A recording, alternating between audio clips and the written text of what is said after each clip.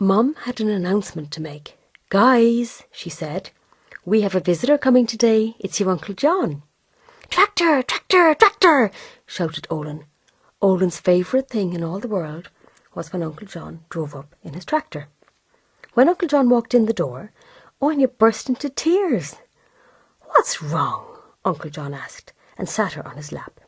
"Uncle John, I've learnt all the prayers and hymns for my first Holy Communion, and now Olan is going to be talking non-stop about tractors."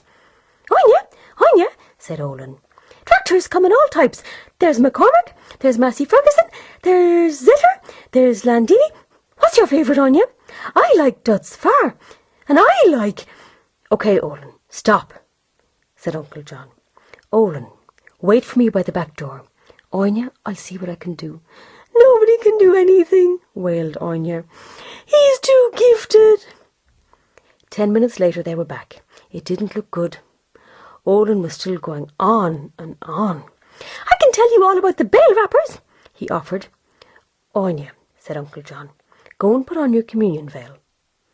Aine was not sure what good that would do, but her dad always said that John could put manners in a bullock in less than a minute, so maybe there was hope. When she walked back into the living room, Olan stopped talking. He actually stopped. He whispered, "Doondah, shh," and put his finger over his lips. The three of them stood in perfect silence. Aine could hear herself think. She could hear birds singing in the garden, and she could hear the ticking of the clock. Mum and Dad, shocked by the quiet, came running in. "What's happened?" said Mum. "Has John run over Olan in the tractor?" Uncle John explained. "Well, I told Olan that if he was quiet during the Holy Communion, that I'd take him for a spin in my tractor, and we'll take his photograph holding the steering wheel. Then I told him, 'Olan, you'll have to close your mouth. Doondah Veil.' He doesn't speak Irish, so he thinks Aine's veil has special powers. It's a Doondah Veil."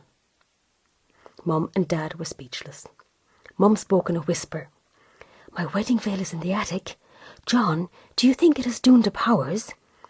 Uncle John laughed. "I'm a farmer, not a child psychologist. But tell me where the ladder is. We'll try it." "Listen," whispered Dad. "Has the clock always made that nice ticking sound?" The household hadn't been so quiet for years. When Uncle John left, everyone gave him huge hugs goodbye. Mum's wedding veil did have Doondah powers, so now she could watch Coronation Street again for the first time in 3 years.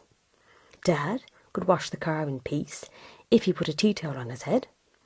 And Aine was thrilled that her first Holy Communion day was going to be special after all, so long as she wore her Doondah Veil.